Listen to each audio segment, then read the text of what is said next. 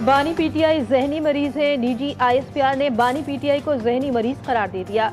Press conference में बरस पड़े, सवाल किया तुम हो कौन, किसकी जबान बोल रहे हो, तुम अपने आप को समझते क्या हो। बोले ये समझता है कि जो भी पाक फौज में है वो गद्दार है, ये समझता है कि इसको सारा इल्म है, बाकी सब गलत है। जब भी कोई इससे मिलता है ये रियासत पाकिस्तान और फौज के खिलाफ बयानियां देता है। तर्जुमान पाक फौज ने दो टोक कहा, इसकी सियासत या इसकी ज़ात रियासत से बढ़कर नहीं हो सकती। डीजी आईएसपीआर ने वाज़ेह कर दिया कि हम पाकिस्तान के सियासी लीडरशिप का एहतराम करते हैं, मगर आप फौज को अपनी सियासत से दूर रखें। हम किसी को इजाज़त नहीं देंगे कि वो पाकिस्तान के अफवाज और अवाम के बीच दरार डाले।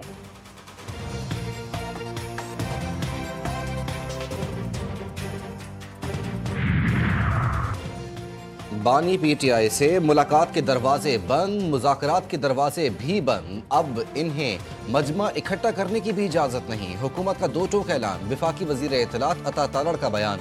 कहा बानी ने बातचीत का मौका गवा दिया। अब किसी इंतशारी दहशतगर्द इंतहा पसंद सोच रखने वाले से मुज़ाकरात की कोई गुंजाइश नहीं। बानी के बगैर जिसे बात करनी है वो पार्लियामेंट में बात करे, माफ़ी मांगे। और साथ में कहा कि इसके बानी ने गंदे बयानात दिए, शर्मिंदगी का इजहार करे तो फिर मुज़ाकरात पर सोचा जा सकता है। बानी की बहन नौरीन खान ने भारतीय मीडिया से जो बातचीत की वो पीटीआई के ताबूत में आखिरी कील साबित हुई। पीटीआई के लोग तालिबान को भत्ता देते हैं। वज़ीर दिफा ख्वाजा आसिफ का बड़ा दावा। बोले इस जमात के जिस भी शख्स ने पाकिस्तान मुखालिफ बात की उसकी मजम्मत नहीं की गई। राना सनाउल्लाह का कहना था कि तहरीक इंसाफ से अब मुज़ाकरात के इम्कानात नहीं, जमहूरियत डायलॉग से आगे बढ़ती है, डेडलॉक से नहीं।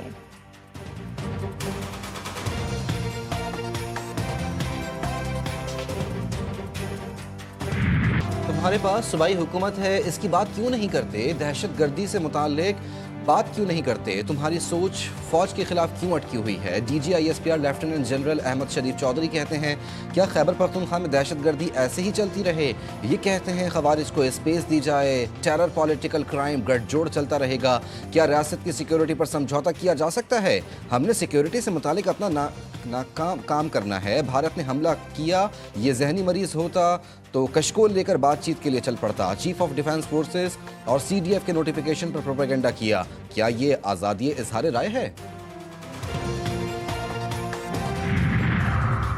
वफाकी वज़ीर दाखिला मोहसिन नकवी से कायम मुकाम अमरीकी सफ़ीर नेटली बेकर की मुलाकात। इंसदादी मंशियात और सिक्योरिटी ताउन के फ़रोग़, गैर कानूनी इमिग्रेशन की रोकथाम के मुश्तरका इक़दामात पर गुफ्तगू। दोनों रहनुमाओं में एयरपोर्ट्स पर जदीद तरीन स्कैनिंग सिस्टम्स की तनसीब, इंटेलिजेंस शेयरिंग के मौसर तरीक़ेकार पर बातचीत भी हुई।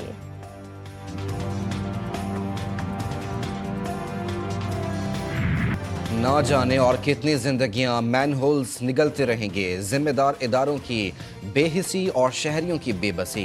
इंतजामी लापरवाही के बायस कराची के इलाके नाज़माबाद नंबर 1 के सरकारी स्कूल के बाहर नन्हे तुलबा की जिंदगी खतरे में पड़ गई। एक जानिब खुले मैन होल्स तो दूसरी जानिब कचरा कुंडी। गलाजत और सख्त ताफुन से शहरी शदीद परेशान। पंजाब भर में वनडिश और लाउड स्पीकर के गैर कानूनी इस्तेमाल के खिलाफ बड़े पैमाने पर क्रैकडाउन का फैसला।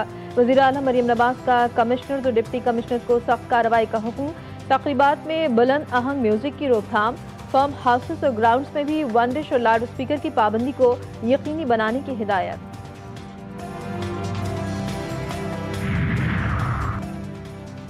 लाहौर में स्मोक के बायस एयर क्वालिटी इंडेक्स इंतहाई मुज़र सेहत करार। दूसरी जानिब कम से कम दर्जे हरारत 8 डिग्री तक आ गया। ज़्यादा से ज़्यादा दर्जे हरारत 22 डिग्री तक जाने का इम्कान। एयर क्वालिटी इंडेक्स 194 तक पहुँच गया। कराची का फ़ज़ाई मयार मुज़र सेहत दुनिया के आलूदा तरीन शहरों में छठे नंबर पर मौजूद। शहर का मौसम सर्द और खुश्क, पारा 12 डिग्री सेंटीग्रेड रिकॉर्ड। मुल्क के बालाई और शुमाली इलाकों में मौसम सरमा ने दस्तक दे दी। कहीं पहाड़ सफेद चादर ओढ़े खड़े हैं तो कहीं सड़कें बर्फ से ढकने लगी। नारान, कागान, बाबूसर टॉप में वक्फे वक्फे से जारी बर्फबारी ने मौसम को खुशगवार तो बना दिया, मगर सर्दी की शिद्दत भी कई गुना बढ़ गई।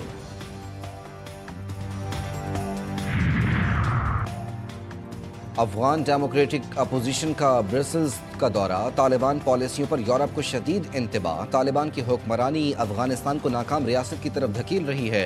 अफगानिस्तान दहशतगर्द गिरोहों के लिए महफूज पनागाह बन चुका। ख़वातीन के हुकूक की पामाली और सियासी अदम शमूलियत बुनियादी खतरा। तालिबान पर आलमी दबाव, पाबंदियाँ और सिफारती तन्हाई का मुतालबा। آسٹریلیا کا افغانستان میں بگڑتی انسانی صورتحال پر سخت رد عمل، افغان طالبان کے چیف جسٹس اور 3 وزراء پر مالی اور سفری پابندی عائد کر دی۔ آسٹریلوی وزیر خارجہ کا کہنا ہے کہ طالبان حکام قانون کی خلاف ورزی میں ملوث ہیں۔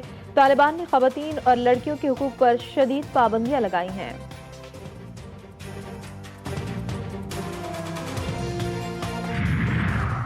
پاکستان سمیت 8 مسلم ممالک کی فلسطینی عوام کو جبری بے دخل کرنے کی شدید مذمت۔ مشترکہ بیان میں کہا کہ مشرق وسطی میں مستقل امن کے لیے ٹرمپ پلان پر عمل ضروری ہے۔ اسرائیل کے موجودہ اقدامات ایک منظم سازش کے ہیں تاکہ غزہ کی پٹی کے رہائشیوں کو مصر منتقل کیا جائے۔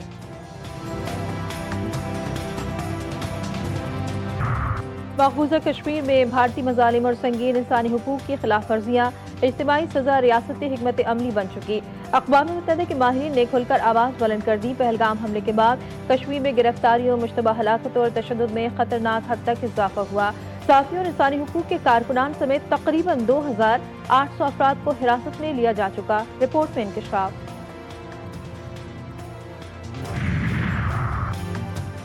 بابری مسجد کی شہادت کو 33 سال مکمل۔ 6 دسمبر 1992 کو اتر پردیش کے شہر ایودھیا میں انتہا پسند ہندوؤں نے بابری مسجد کو شہید کر دیا تھا۔